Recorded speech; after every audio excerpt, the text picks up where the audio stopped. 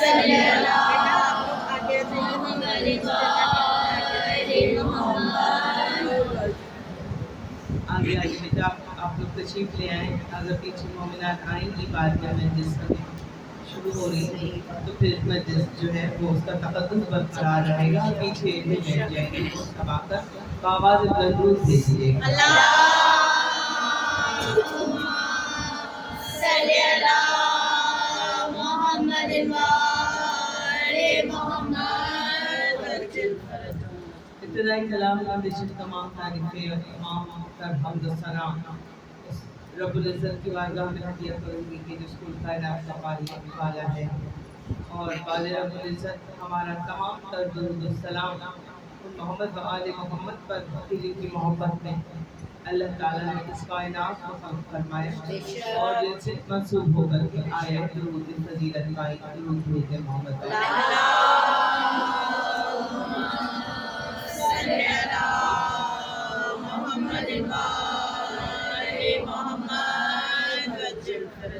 عزیزان حسین زندہ رہیے، سلامت رہیے اور اسی جذبہ ایمانی اور اسی محبت اور اسی مودت اور عشق کے انہی جذبوں کے ساتھ ہر فرش اعظم پر حاضری کا شرف حاصل کرتے رہیے. مولا صاحب خانہ کو بھی سلامت رکھے اور آپ سب کو بھی سلامت رکھے. میری شہزادی آپ کو کوئی اور غمائیں دیتی ہے میری بیوی ہے میرے لال کے رونے والوں. خدا تمہیں کوئی غم نہ دے سوائے غم حسین کی. جس گھر میں فرش عزائے حسینی مل جائے وہ گھر جنت کے ٹکڑوں میں سے دوسرا ہو جاتا ہے. اور پھر انسان یہ کہتا ہے کہ کہاں غریب کا گھر اور کہاں حسین کی ماں. کہ جس گھر میں بھی چاہے کوئی غریب اپنے جھونپڑے میں حسین کے نام سے چراغ جلائے یا کوئی امیر اپنے محل میں جلائے بیوی نیت دیکھتے ہیں خلوص دل دیکھتے ہیں. اگر خلوص دل کے ساتھ آپ نے چراغ جلایا حسین کی محبت پر فرش بچھا کر بیٹھ گئی تو یقیناً جناب شہزادی کونین آپ کے اس مجلس میں شرکت اور صرف بیوی نہیں بلکہ حسین کی ملی ہوئی بہنیں بھی آتی ہیں. علی اکبر کی ماں بھی آتی ہیں، شہزادے قاسم کو ماں بھی آتی ہیں، ساری بیویاں آتی ہیں، ملائکہ آتے ہیں اس فرش عزا پر. بڑا احترام ہے اس فرش عزا کا. تو مولا آپ سب کو سلامت کرے. جہاں تک بات ہے محرم کی کہ آج 6 محرم ہے اور میرا دل نہیں مانتا کہ محرم میں جب میں مجلس پڑھوں 10 دنوں میں تو بہت زیادہ فضائل نہیں پڑھتی یا اگر میں پڑھتی بھی ہوں تو صرف امام حسین اور عزاداری کے حوالے سے میری ساری گفتگو ہوتی ہے کہ گریے کے دن ہے، یہ پرسے کے دن ہے. پھر مولا سویم کے بعد جب سالانہ مجلسیں شروع ہوتی ہیں تو اس سویم کے بعد سالانہ مجلسوں کا سلسلہ پھر اچھا لگتا ہے. نعرے بھی ہوتے ہیں اور ذکر بلائی شیلی بھی ہوتا ہے اور ہر انداز سے موضوع لیا جاتا ہے. تو یہ جو کرتے ہیں نا عزیزان محترم یہ صرف ماتم کے دن ہے پرسے کے دن. کائنات کے گوشے میں فرش عزا بچھی ہوئی ہے. کون سا ایسا دنیا کا ملک ہے کون سا ایسا شہر ہے کہ جہاں فاطمہ زہرا کے بیٹے کی فرش عزا نہ بچھی ہوئی ہو. یہ مجلسیں دلیل شرافت ایمان ہے، یہ مجلسیں ہماری درسگاہیں ہیں، یہ مجلسیں رسم نہیں ہے عقیدہ ہے. اس لیے اگر یہ مجلسیں رسم ہوتی تو کبھی بھی معصومین یہ نہ کہتے کہ ہم آئیں گے. معصومین دنیاوی رسموں میں نہیں آتے، معصومین شریعت کے اجتماعات میں آتے ہیں. تو پتہ ہی چلا کہ یہ مجلسیں رسم نہیں ہیں بلکہ یہ مجلسیں شریعت ہیں. شریعت ہے تو صاحب شریعت یہاں تشریف لاتے ہیں. واجب ہے یہ مجلسیں، یہ عزاداری، یہ مظلوم کربلا اس لیے کہ کسی مستحب عبادت پر جنت واجب نہیں ہوتی. اگر بیوی نے کہہ دیا کہ جو میرے حسین پہ رویا، سرکار نے فرما دیا کہ جو حسین پہ رویا، رلایا یا رونے جیسی شکل بنائی تو جنت اس پر واجب ہو گئی. تو واجب کی جزا بھی واجب ہوا کرتی ہے. یہ عزاداری ذکر حسین واجب ہے تو اس کی جزا بھی آپ کو پھر جنت کی صورت میں عطا کرے گی. تو میری شہزادی کونین اور بیوی یہ نہیں دیکھتی کہ کسی ملکہ نے محل میں بچھایا فرش عزا یا کسی غریب نے اپنے جھونپڑے میں بچھایا. جہاں بھی بچھایا بس نیت اچھی ہونی چاہیے. نیت ایسی، عشق ایسا، محبت ایسی، مودت ایسی حسین ابن علی سے کہ بیوی آپ کے آنسوؤں کو بھی سمیٹ کر لے جاتی ہے اور آپ کی ہر نیت کو قبول کرتی ہے۔ عزادار کا مقام پہلے سمجھیے، پھر میں بتاؤں گی ان کا مقام جن کے ہم ماننے والے ہیں۔ آپ اپنے آپ کو تو سمجھے، پہلے آپ کہاں بیٹھے، آپ کیا ہیں، اپنے آپ کو ہلکا نہ سمجھیے، ہم گنہگار ہیں، ہر وقت اپنے آپ کو ڈیگریڈ کرتے رہتے ہیں، ہم گنہگار ہیں، ہم تو یوں ہیں، ہم تو ارے بھائی ہم عزادار ہیں۔ تسلیم کہ دنیا میں گنہگار بھی ہم ہیں، ہم کب انکار کر رہے ہیں، تسلیم کی دنیا میں گنہگار بھی ہم ہیں، لیکن تیری بخشش کے پرستار بھی ہم ہیں، لیکن تیری بخشش کے پرستار بھی ہم ہیں، اور اس واسطے جنت کی فضا ہم میں ہمارا، شبیر تیرے غم میں عزادار بھی ہم ہیں، شبیر تیرے غم میں عزادار بھی ہم ہیں، اور محسن ہم ہی الجھے ہیں صدا اس کے عضو سے، محسن ہم ہی الجھے ہیں صدا اس کے عضو سے۔ ارے شبیر کی بخشش کے اس واسطے، بیوی کی شفاعت کے جو ہے، بیوی شفاعت جو کر رہی ہے اس واسطے جنت کی فضا حق ہے ہمارا، شبیر تیرے غم میں عزادار بھی ہم ہیں۔ تو یہ عزاداری اور یہ جو گناہ تو سب سے ہوتے ہیں، ہم فرشتے تو ہیں نہیں، گنہگار ہیں، قدم ڈگمگا جاتے ہیں جانے مطلب، مگر محسن نقوی نے کہا وہ موج میں ہے جس کو ملا ہے غم حسین، وہ موج میں ہے جس کو ملا ہے غم حسین، قصر ہرم تو اس کے لیے سنگ و خشت ہے، جس سلطنت میں راج ہے میرے حسین کا، اس سلطنت کا ایک جزیرہ بحر سے۔ تو اب اپنے آپ کو سمجھیے آپ کیا ہیں بھائی، بیوی کی نگاہ میں۔ ایک واقعہ سنا رہی ہوں آپ کو، واقعہ بروجردی سے بھی یہ واقعہ منسوب ہے اور علامہ طباطبائی سے بھی یہ واقعہ منسوب ہے۔ انہوں نے لکھا عزادار کی اہمیت بعد میں بتاؤں گی، اس کے پیروں کی مٹی کی اہمیت سنیے آپ۔ یہ جو عزادار ہے کہتے ہیں کہ میری آنکھوں میں درد تھا، اور اتنا درد اور اتنی تکلیف تھی میری آنکھوں میں کہ ہر طرح کا میں نے علاج کر لیا، میری آنکھیں ٹھیک نہیں ہو رہی تھی۔ اتنے میں ایام قضا آ گئے، محرم کے دن آ گئے۔ جب محرم کے دن آئے تو کربلا میں ماتمی دستے اور قافلے چل رہے تھے، اور مولا حسین علیہ السلام کی حرم میں ماتم کرتے ہوئے داخل ہو رہے تھے۔ آقا بروجردی لکھتے ہیں، کہتے ہیں میں نے عزاداروں کے پیروں کے نیچے کی مٹی اٹھا کے اپنی آنکھوں پہ لگایا، اور میرے مولا سے دعا کی کہ آپ کے عزاداروں کے پیروں کے خاک ہے، میری آنکھوں کو صحیح کر دیجئے مولا۔ تھوڑی دیر گزری تھی کہ میری آنکھوں کا درد بالکل ٹھیک ہو گیا اور بالکل میں شفا یاب ہو گیا۔ تو اب عزادار کے پیر کی خاک میں جب اتنا اثر ہے تو عزادار میں کیا بات ہوتی، پھر عزادار کی کیا بات ہوتی۔ تو آپ بہت بلند ہے بیوی کی، اور بیوی اس گھر میں آتی ہے، صرف یہ نہیں کہ کسی بڑے نے فرش ازا بچھا لی تو آ گئی۔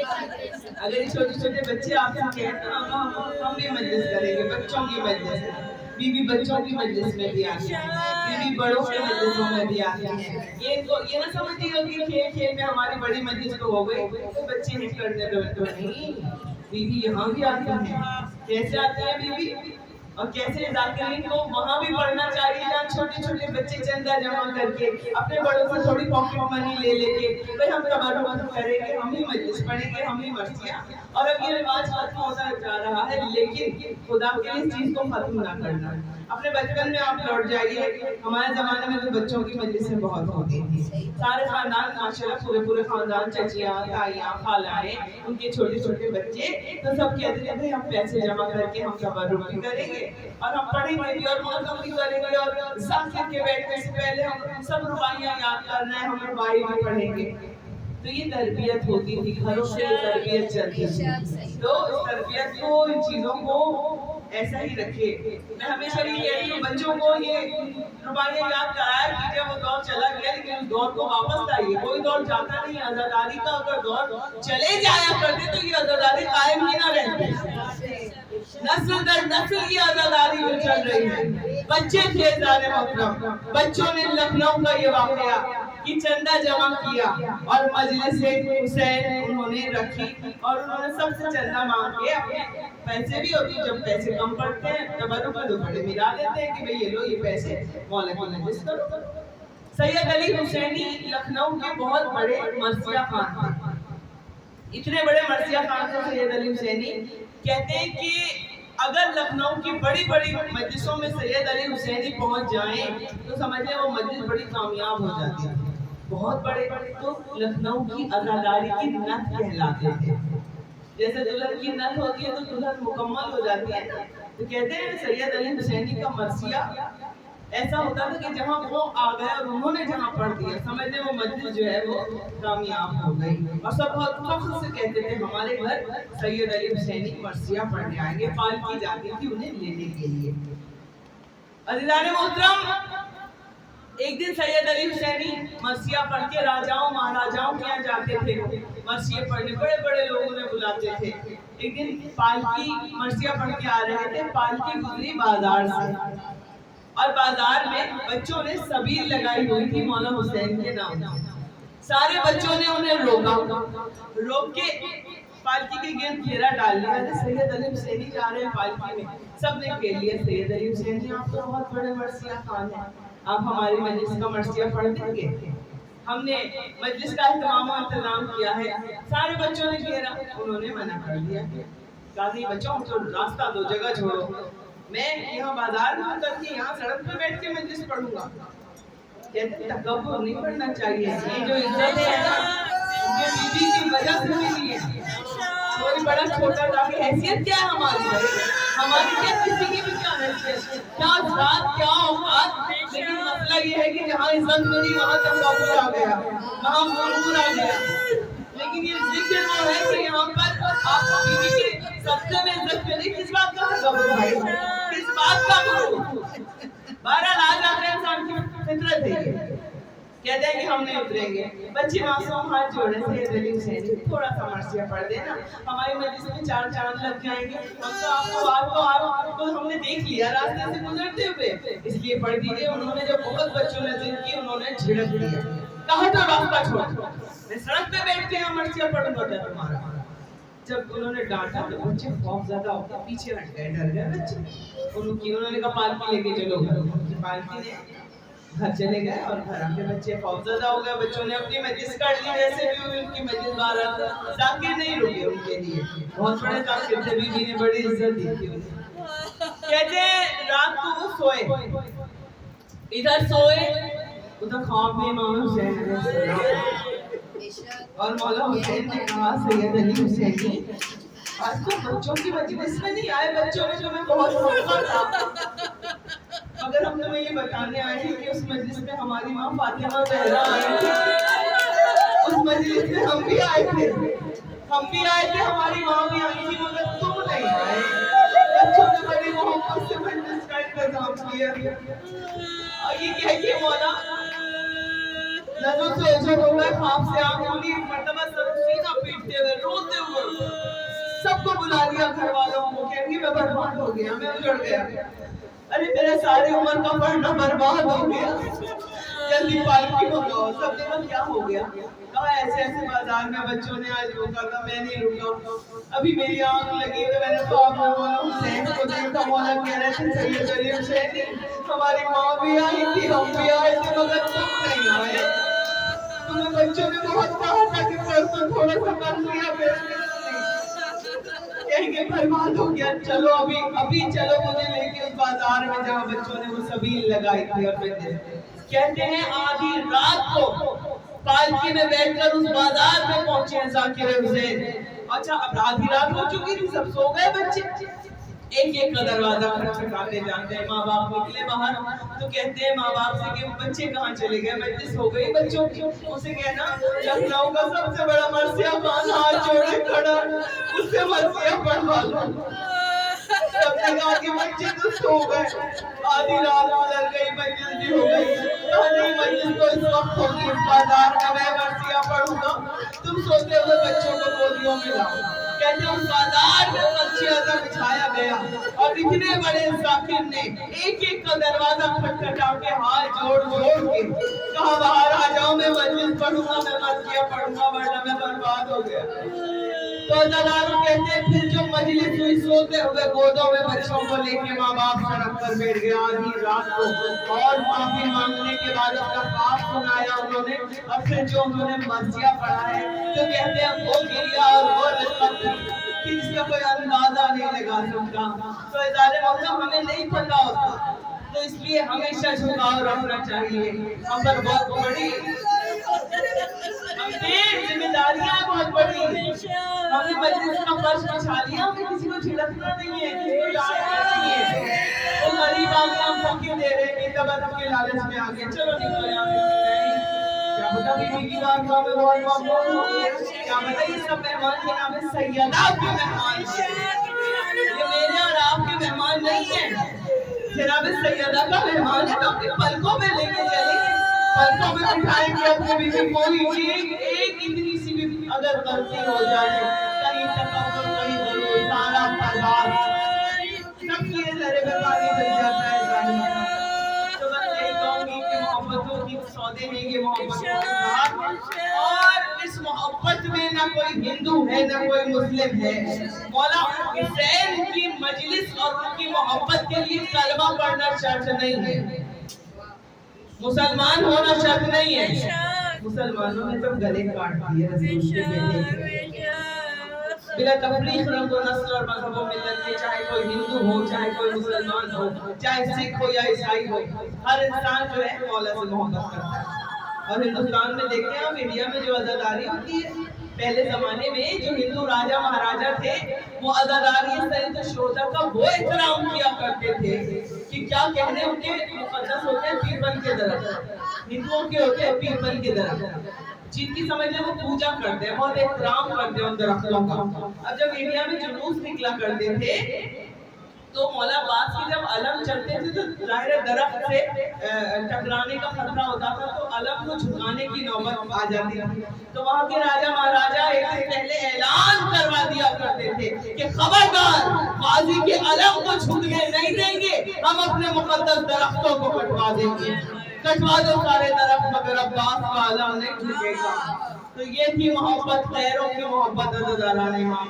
इस अंदाज से जो है ये आज़ादारी है सैयद शुहदा आगे बढ़ी है और इसी अंदाज से चली है जाने मतलब। और मौला हुसैन ने टूट के चाहा अपने अज़ादारों को, कितना चाहते हैं, कितना बीवी चाहती है अपने अज़ादारों को। मैं आपको बताऊं आज शहज़ादे अली अकबर की मजलिस मैं फिर कह रही हूँ कि इतना पूरा साल हम परेशान रहते हैं, कभी हम सेहतों से परेशान, कभी जोड़ों में दर्द, कभी पैसों की परेशानी है, कर्जों में जकड़े हुए हैं, कोई चीज करने के लिए पैसे नहीं हो रहे, हाथ खाली है, महंगाई नहीं है, ये सब चल रहा है होता है हमारे यहाँ।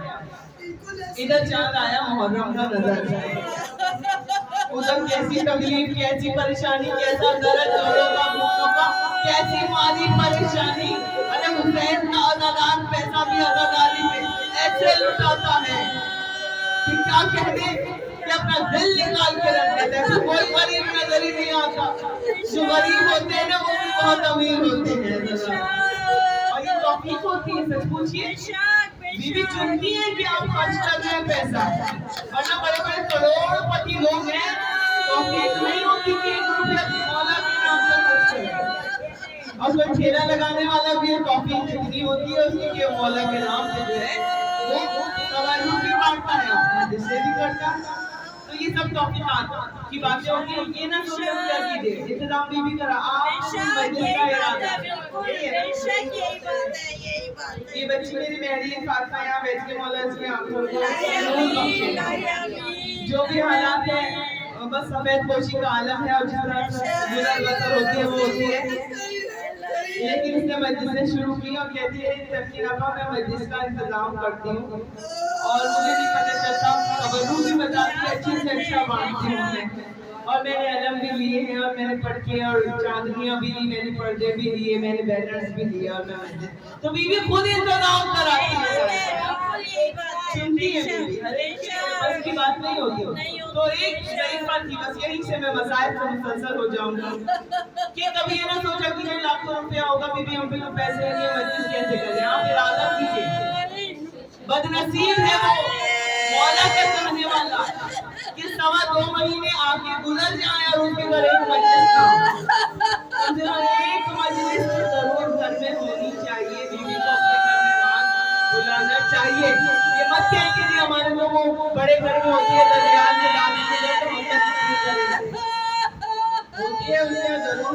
آپ بھی ایک مجلس کیجیے، آپ بھی مسجد اندر بچھائیے، آپ بھی بیوی کو مہمان بنائیے۔ دیکھیے میری بہن نبیلہ سارے 10 دن انکیاں اپنے ہاتھوں سے تبرک پڑتا ہے، جو آپ کھانا کھا کے جاتی ہیں یہ ان کے گھر میں بنتا ہے، خود بناتی ہے۔ گریا کا حق جو ان کے یہاں مجھے نظر آتا ہے، ایسا گریا پورے کراچی میں یا کہیں بھی میں نے نہیں دیکھا۔ گریا کا حق یہی ہے کہ سب سینہ پیٹ کے ہو۔ تو ایک عورت تھی، بہت غریب تھی، بڑا دل چاہتا تھا، بس یہی سے مسائل اس کا بڑا دل چاہتا تھا کہ میرے پاس پیسے ہوں بہت سارے، میں بھی تبرک بانٹوں، میں بھی مجلس کروں، مولا ہے مولا سب لوگ مجلس کرتے ہیں آپ کی۔ تو اس نے کیا کیا، اس نے کہا مولا حسین اتنے تو پیسے نہیں ہیں میرے پاس، تو میں ایسا کرتی ہوں میرے پاس ایک مشکیزہ ہے، میں مشکیزے میں پانی بھر کے نا آپ کے عزاداروں کو پانی پلایا کروں گی، میری عبادت قبول کر لیجیے۔ یہ بھی ہندوستان کا واقعہ ہے، بتا رہا ہوں۔ ایک بیٹا تھا اس کے یہاں اور بڑی محبت کرتی، مجھے ایسا لگ رہا ہے کہ آج شہزادیاں یہاں غصہ لینے آ گئی ہیں، کہاں تک فضائل ہیں کہاں سے مسائل ہیں کچھ نہیں پتا، پوری مجلس میں گریا ہے تو تصور کریں وہاں سے بڑی زینب بیٹھی ہے۔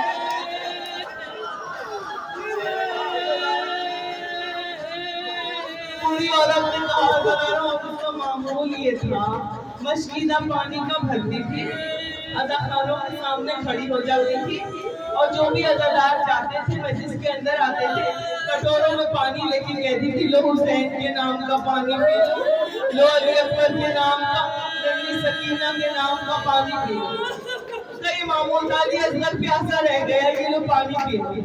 10 دن وہ ضعیفہ جو ہے وہ 10 دن مولا کی تبرک میں اپنے پانی کو شامل کرتی تھی، وہ مشکیزہ میں لے کر سب کو پانی پلاتی تھی عزاداروں، اور ہر عزاخانے کے باہر کھڑی ہو۔ ایک محرم ایسا آیا عزاداروں کہ اس کا جوان بیٹا مر گیا، جو اس کی کل کائنات تھا، اس کا سہارا تھا، ایک بوڑھی ماں کی ایک بیٹا، ایک جھونپڑے میں رہتے تھے۔ اب جو بیٹا مرا تو بی بی کو یہ کہہ کے روتی تھی بی بی ہمارا کوئی غم آپ کے غم سے بڑھ کے نہیں۔ کہا اچھا بیٹا تو مر گیا مگر میرا غم علی اکبر کے غم سے بڑھ کے تو نہیں، اپنے لیلا کے غم سے بڑھ کے تو نہیں۔ عزادارہ نے ماں بیٹا دفن ہو گیا قبرستان میں۔ بوڑھی ماں کا یہ معمول تھا کہ روزانہ قبر پہ جا کے بیٹھ جاتی، اگربتیاں جلاتی، چراغ جلاتی، روتی رہتی، اور جب روتی تو کہتی بی بی میں اپنے بیٹے کو نہیں رو رہی ہوں، میں تو آپ کے بیٹوں کو رو رہی ہوں، میں تو علی اکبر کا ماتم کروں گی اپنے بیٹے کی قبر پہ بیٹھ کے، میں تو قاسم کا ماتم کروں گی بی بی۔ پورا سال ضعیفہ کا اسی طرح سے گزرا عزادارہ نے، اور پورا سال گزر گیا، اس کا یہی معمول، وہ بیٹے کی قبر پہ چراغ جلاتی، پتیاں پھولوں کی ڈالتی اور بیٹھی رہتی۔ اس کی کل کائنات میں قبر کیوں کہ بیٹے گھر کس کے لیے جاتی، گھر میں تو کوئی تھا ہی نہیں۔ جب چاند آیا، 1 سال جب پورا گزر گیا، پھر محرم کا چاند نظر آیا، اپنے بیٹے کی قبر سے یہ کہہ کے اٹھی کہ بیٹا دیکھ اب فاطمہ زہرا کے بیٹے کے دن شروع ہو گئے، اب میں تیری قبر پہ نہیں آؤں۔ تجھے پتا ہے نا بیٹا تیری ماں سبھی کا پانی پلاتی ہر عزاخانے کے سامنے کھڑے ہو کے عزاداروں کو، اب تو فاطمہ زہرا کے بیٹے کو رونے کے دن ہے، لیکن اپنے مولا کے سویب کے بعد تیری قبر پہ آؤں گی، اب میں 12 دن تک نہیں آؤں گی۔ یہ کہہ کر اٹھ گئی اور پھر وہی معمول ضعیفہ کا عزاداروں مشکیزے میں پانی بھرتی اور سب کو پانی پلاتی، علی اصغر کے نام کا پانی پی لو، سکینہ کے نام کا پانی پی لو۔ عزاداروں مجھے نہیں پتا یہ مجلس کہاں جا رہی ہے، اس معراج پر جا رہی، میں نے اس طرح شاید کبھی پڑھی بھی نہیں ہے، بہت سال ہو گئے مجھے یہ مجلس پڑھتے ہوئے، مگر عزادارہ نے آج کیفیت اللہ کیا بی بی ہمارے پرزنوں کو بھول فرمائی، جوان پوتے کا تابوت سجا ہوا ہے بی بی، آپ کی بیٹی آپ کے پوتے کو رونے کا آپ کو پتا تو نہیں کرتے، قبول کر لیجیے گا۔ عزاداروں 10 دن تک وہ ضعیفہ پانی پلاتی رہی مولا کے نام کا، مولا کا سویم کیا، مولا کا ماتم کیا، کہا میں اپنے بچے کو بی بی آپ کے بیٹے کو رو رہی ہوں۔ عزادارہ نے امام مولا کا جب سویم ہو گیا اس کے بعد وہ ضعیفہ सोयम के बाद अपने बेटे की कब्र पे गई, कब्रिस्तान कहने लगी लाओ जाओ अब सफाई करूंगी, बहुत पत्तियां आ गई होंगी, सूखे हुए पत्ते और बहुत सफाई सुथराई करके मैं चराग जलाऊंगी। बच्चे की कब्र पे सोयम तो हो गया मेरे मौला का। अब जब कब्रिस्तान पहुंची है ना, उसे दूर से देखा, कहती है मेरी आंखों से मुझे यकीन नहीं आ रहा, मेरे बच्चे की कब्र पे ये चराग कैसे रोशन है। और आगे सोची तो देखा तो फूलों की पत्तियां लगी हुई चराग रोशन, और एक मकाम को इसकी बीमार कम कर रही है। मुझे शाना क्या है बीबी, आपके बेटे की कब्र नहीं है तो मेरे बेटे की कब्र, आप गलत कब्र पे आके बैठ गई। एक मरतबा बीबी खड़ी हुई, बीबी 10 दिन तू मेरे बेटे का मातम कर रही है और 10 दिन में तेरे बेटे की कब्र पर बैठ के मातम कर रही है। तू मेरे हुसैन को रो रही थी, मैं तेरे बच्चे की कब्र पे चढ़ा, मैं हुसैन की माँ फातिमा मेरा। हाँ नदारों फनी जो ये सुनाई, चीख मार के कदमों पे गिरी और मश कर गई। तो फातिमा तेरा इस तरह से मोहब्बत करती है अपने अज़ादारों से, अज़ादारों कभी बीवी से इस तरह मोहब्बत करके तो देखो कि ऐ करीमा, मैं तेरे बच्चे की कब्र पे रोज सलाम जलाने और मातम करने को आई। आज अभी ऊपर का पुरसा दीजिए, अगर अली अकबर का पुरसा देने आए हो ना अज़ादारों, तो फिर मुझे मसाइब पढ़ने की जरूरत नहीं है, इसलिए कि मौला ने कहा वादे करबला जब मजलिस होती थी हमारे घर में मदीने में, और जनाब ज़ैनब मसाइब पढ़ती थी, मदीने की औरतें बैठती थी तो मसाइब नहीं पढ़ती थी, बस कहती थी हाय अली अकबर, हाय अकबर, वापस आ, वापस आ, वापस से तो, अरे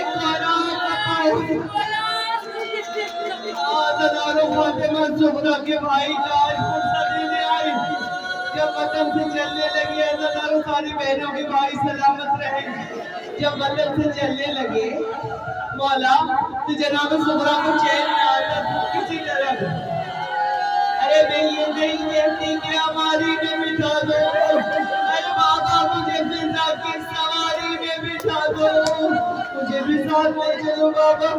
अज़ादारों सबसे रुखसत हो रहे थे और सब कह रहे थे ज़ुहरा तुम बीमार हो बेटा।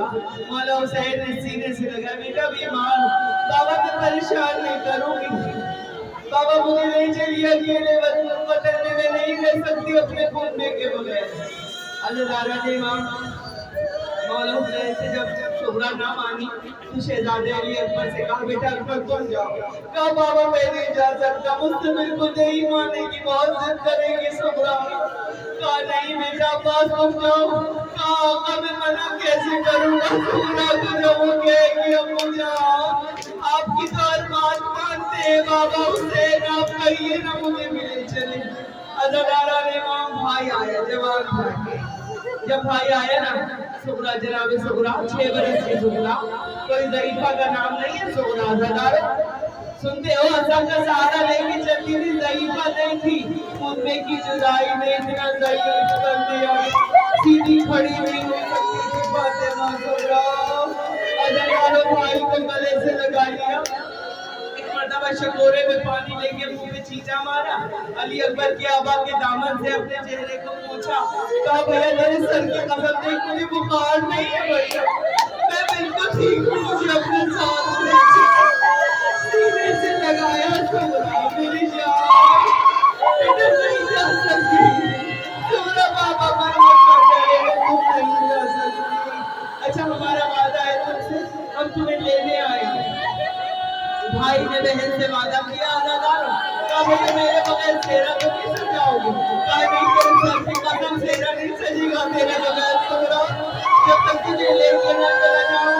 अज़ादारों, सुगरा ने क्या किया, हुजरे की मट्टी जमा की, मट्टी का एक ढेर बनाया, कहा अकबर इस पर खड़े हो जाओ, अब तेरे पैरों के निशान बन जाए। मेरे भाई जनाब अली अकबर खड़े हुए, पैरों के कदमों के निशान मट्टी के अंदर छप गए, हट गए। कहा अकबर तेरे कदमों के निशानों पर हाथ रख के तेरा इंतजार करूंगी, अज़ादारों तुझे नहीं पता कोई अपने भाई से कैसे रुक सकती। चले गए, काफिला चला गया और काफिले की खाक मट्टी और खाक सुगरा के सर पर गिर रही थी। और एक वक्त वो भी आया अज़ादारों कि 10 मुहर्रम का वो दिन कि जब अज़ान अली अकबर से सुबह का आगाज हुआ।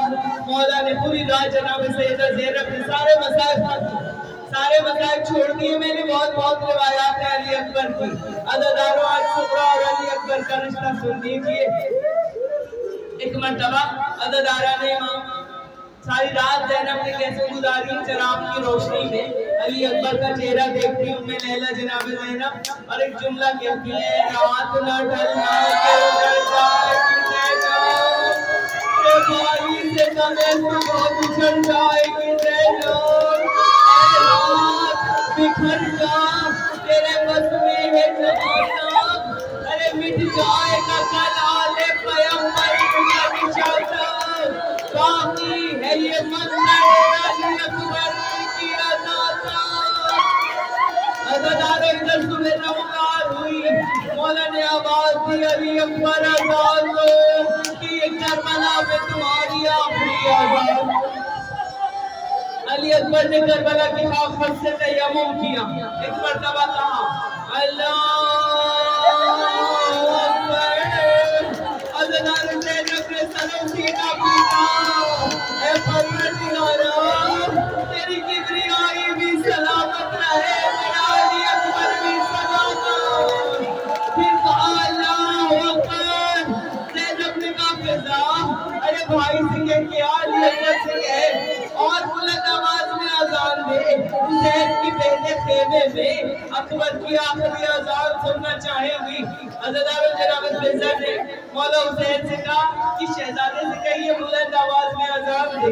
अज़ादारों मौला ने कहा बेटा अकबर जरा बुलंद आवाज में अजान दो, मेरी बहनें खेमे में तेरी आखिरी अजान सुन रही है। अज़ादारों जनाब अली अकबर ने एक जुमला कहा, बाबा आप तो इमाम वक्त हैं, बाबा मेरी ज़बान में वो तासीर नहीं आ सकती, अगर आप चाहें तो आ सकती, कहने में आपकी बहनें सुनी मदीने में ऐसा ही होगा बेटा, आपके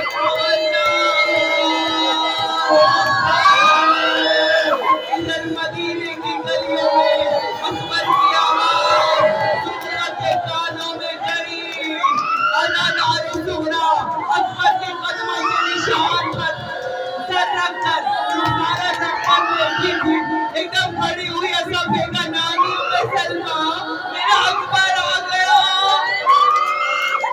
अम्मा मैंने अकबर की आवाज सुनी, मेरे भाइयों ने यही रोने का। अज़ादारों मगर अकबर ना आया, आखिरी वक्त आ गया, लेकिन मेरे भाई को खत लिखा, भैया अकबर बहन को आगे इंतजार कर रही, शायद अब आओ तो मेरी कब्र पे आ जाना, अब तो तेरा भी बना लिया होगा, अब तो जान से दुल्हन भी आ गई होगी। भैया भैया नेक में सकीना को क्या दिया हमें भी बताना, हम तो इंतजार ही करते रह गए। अली अकबर तुम हमें लेने नहीं आए, पहले दिन की बातें खत में लिखी। अज़ादारों कातिल को खत लिया, अज़ादारों उधर कातिल चला खत लेकर, इधर 10 मुहर्रम को वक्त आया कि जब जवान के कलेजे में बर्छी का फल लगा, इधर हुसैन ने कलेजे से बर्छी निकाली।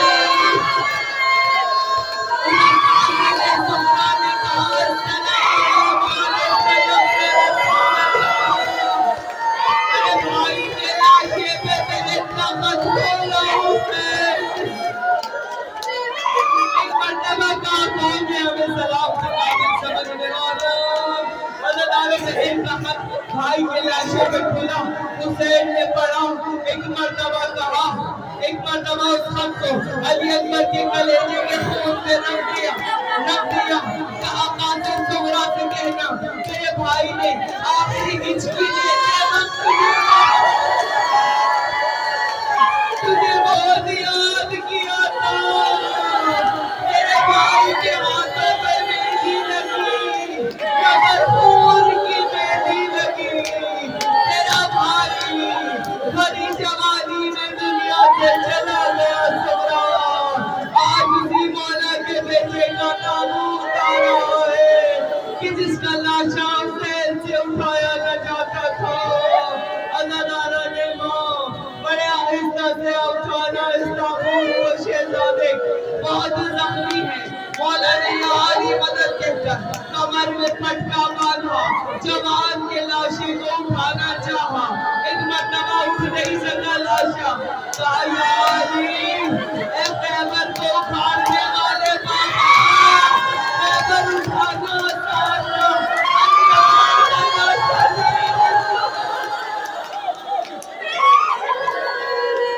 عزاداروں کو جملے تابوت آ جائے گا عزاداروں کے باپ نے اس طرح سے اٹھایا کہ اپنے علی اکبر کو اپنے سینے پر اس طرح سے لٹا لیا اور پکڑا اور جب چلے ہیں لے کر تو اس طرح چلے کہ خط زمین میں علی اکبر کے پیر خون کا خط دیتے جا رہے تھے تیرے خیمہ سے زینب نے دیکھا کہا بھیا بڑے ارمانوں سے پالا تھا ارے لاشا ہے برابر پیری میں نہ اٹھے گا اجازت دے بھیا میں پالنے والی ہوں ارے گودی میں اٹھا میرے مولا اپنے بیٹے کا پرسا میری بیوی اپنے لال کا پرسا 18 برس والے کا پرسا قبول کیجیے میری بیوی ہر ماں کا بیٹا سلامت رہے علی اکبر کے صدقے میں ہمارے جوان سلامت رہے بیوی ہمارا پرسا قبول کیجیے